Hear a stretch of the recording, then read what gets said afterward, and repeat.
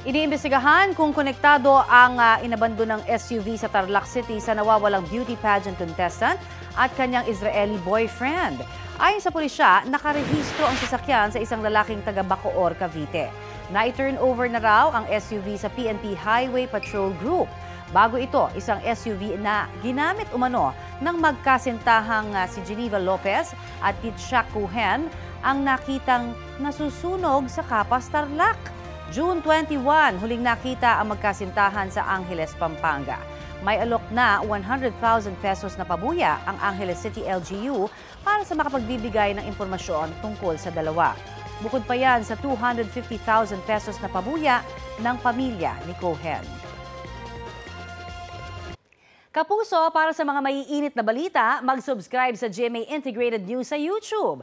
Sa mga kapuso naman abroad, subaybayan nyo kami sa GMA Pinoy TV at sa www.gmanews.tv.